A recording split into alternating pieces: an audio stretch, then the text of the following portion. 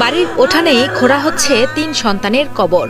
ঈদ আনন্দের বদলে শোকে মাতম এখন পুরো বাড়ি জুড়ে। একসঙ্গে ৩ ছেলেকে হারিয়ে পাগল প্রায় মা। আরও মর্মান্তিক হলো, ঠিক ৩ বছর আগে এই রমজান মাসেই আরেক সন্তানকে হারিয়েছিলেন এই অভাগী মা।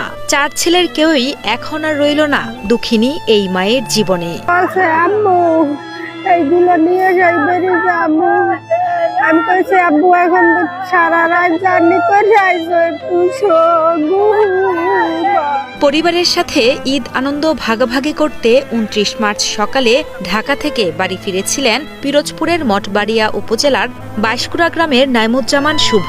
ভোরে বাড়ি ফিরে ছোট 2 ভাই শান্ত ও নাদিমকে সাথে নিয়ে ঈদ উপহার দেওয়ার জন্য আত্মীয়ের বাড়িতে যাচ্ছিলেন শুভ। যাবার সময় মাকে বলে গিয়েছিলেন দ্রুতই বাড়ি ফিরে ঘুমাবেন তিনি। তবে ঘুমিয়েছেন ঠিকই, কিন্তু সে ঘুম আর ভাঙবে না কখনোই।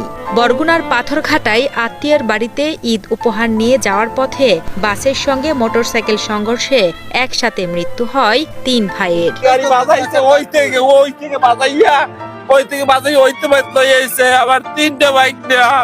বিকট আকার একটা শব্দ হয়েছে। তারপর দৌড়ে আসার পর দেখছি এরকম আপনার ডেড বডি পড়ে রয়েছে, কিন্তু আমরা গাড়িতে 2 জন পাইছি। এই 2 জন আবার ধরে আমরা স্কুলের ভিতরে রাখা দিয়েছি, আর ড্রাইভার পাই নাই।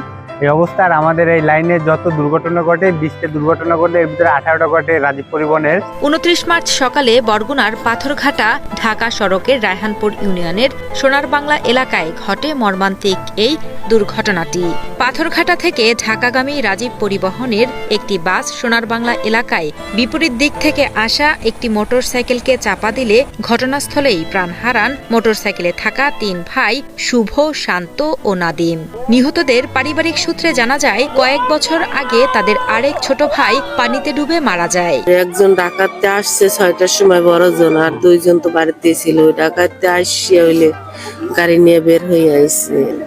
ওই ওর চাচার শালার ছেলেরা আর কি মনে হয় ঈদের কিছু দিছে, ওই দিয়েইতে যায়। যারা দাঁড়ায় না ঠেলতে যাইতে আছে, কিন্তু আরো 3-4 জন মিললে এখন আটকাই হেলাইছে। আটকাই মসজিদের মধ্যে আটকাই রাখছে। দুর্ঘটনার পর বাসের চালক ও সহযোগীকে মসজিদে আটকে রাখেন স্থানীয়রা। পরবর্তীতে তাদের তুলে দেওয়া হয় পুলিশের হাতে। মরদেহ আইনি প্রক্রিয়া শেষে পরিবারের কাছে হস্তান্তর করা হয়েছে বলে জানান বরগুনা পাথরঘাটা থানার ভারপ্রাপ্ত কর্মকর্তা মোহাম্মদ মেহেদি হাসান। এখানে যে ঘটনাস্থলে আপনার এই যে একই মোটরসাইকেলে 3 ভাই, আপন 3 ভাই, ওরা কেরাতপুরের দিকে যাইতেছিল। তো মুখোমুখি সংঘর্ষ, 3 ভাই স্পট ডেথ। আমরা আসছি, সরঞ্জাম সবকিছু দেখতেছি। পরবর্তী আইন